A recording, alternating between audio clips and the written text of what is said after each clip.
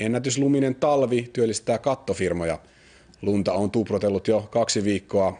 Lumet eivät ole kireän pakkasen takia päässeet kuitenkaan valumaan katoilta pois. Lumimassat kannattaisi pudottaa nyt, ennen kuin ne muuttuvat painaviksi. Valtion virastotalon katon reunalle Helsingin Empire-keskustassa on muodostunut kaunis, mutta hengenvaarallinen lumikinos. Alla sijaitsee kaiken kukkuraksi ravintolan sisäänkäynti, joten kattomiehet hälytettiin lapiointihommiin tänään. Nyt se paino varmaan 20 kiloa, mutta märkänä ja yli 100 kiloa jo ylevoimaisesti. Minkälaisia vaaratekijöitä se voi aiheuttaa? Hajottaa esimerkiksi ala olevan lipan tai muodostaa jääpuikkoja ja putoaa jonkun ohikulkijan päälle. Katolta putoavan lumen tai jään aiheuttamasta vahingosta on vastuussa taloyhtiö tai isännöitsijä.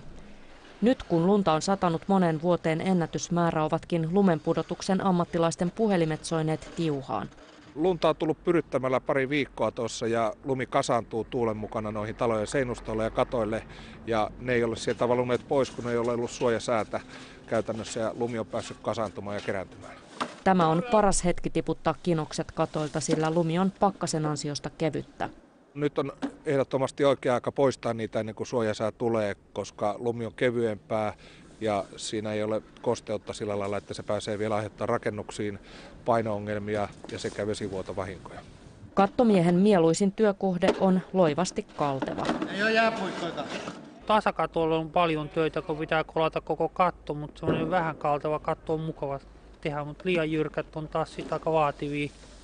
Mutta niistä tulee yleensä lumi helpomminkin pois. Helsinki sulkee